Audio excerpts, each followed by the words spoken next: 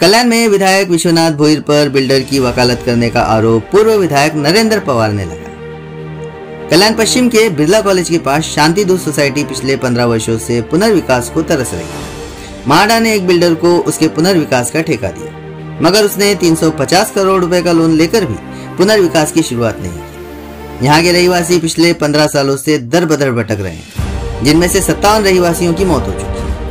इस मसले के हल के लिए और शांति दूत सोसाइटी वालों को न्याय दिलाने के लिए भाजपा के पूर्व विधायक नरेंद्र पवार रविवार 3 अगस्त को उपोषण करने वाले, जिस पर शिवसेना शिंदे गुट के स्थानिक विधायक विश्वनाथ भोईर ने उन्हें ऐसा न करने की सलाह दी। उनका कहना है कि अगले हफ्ते इस संबंध में मुख्यमंत्री देवेंद्र फडणवीस, एकनाथ शिंदे और गृह निर्माण विभाग के साथ चर्चा करके इसका हल निकाला जाए। मगर विधायक भोईर पर पूर्व भाजपा विधायक नरेंद्र पवार ने आरोप लगाते हुए उन्हें बिल्डर की वकालत न करने की सलाह दी है। उनका कहना है कि जनता ने उन्हें मतदान करके चुना है और विधायक विश्वनाथ भोईर शांति दूत सोसाइटी के लोगों को न्याय दिलाने की बजाय बिल्डर का साथ दे रहे हैं। कल्याण पश्चिम में बीजेपी शिवसेना में दरार पड़ने की संभावना है।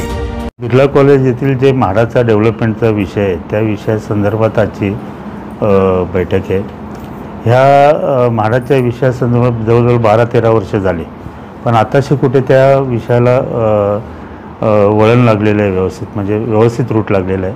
माननीय मुख्यमंत्री फडणवीस साहेब आणि उपमुख्यमंत्री एकनाथ शिंदे साहेब आणि गृहनिर्माणचे जयस्वाल साहेब यांनी ह्या गोष्टीला आता कुठेतरी चालना द्यायला सुरुवात केलेली आहे।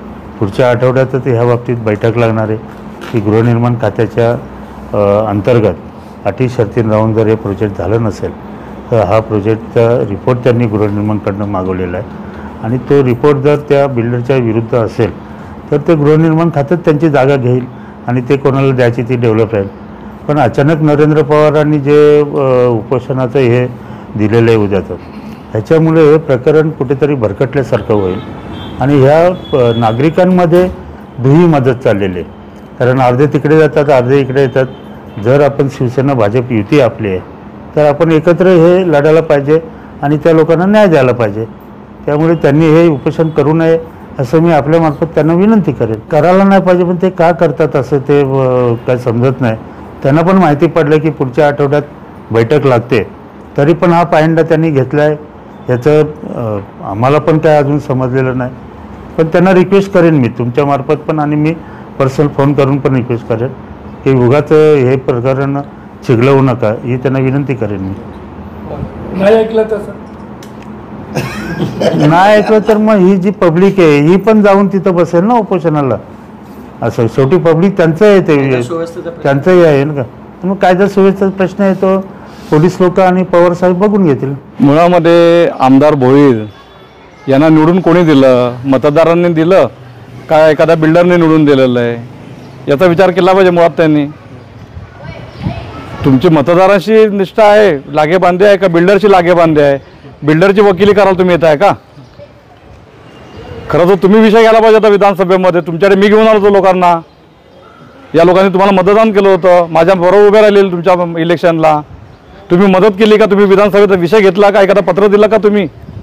मग आम्हाला पुण्यातल्या आमदारांचा मदत घ्यावी लागली आणि ते दुसऱ्या पक्षाचे भाजपचे आमदार आहेत विधान परिषदेतले, त्यांच्यामार्फत दुसरे आमदार किसन कथोरे साहेब मुरबाडचे भाजपचे आमदार आहेत। शिवसेनेला नाही का गरज? ज्याने लोकांनी मतदान केलं आहे ते आज अडचणीमध्ये आहेत। 15-15 वर्ष घरं मिळत नाहीत, 57 लोक मेलेली आहेत। बिल्डरने 350 कोटीचं लोन घेतलं, ते कुठे गेलं लोन?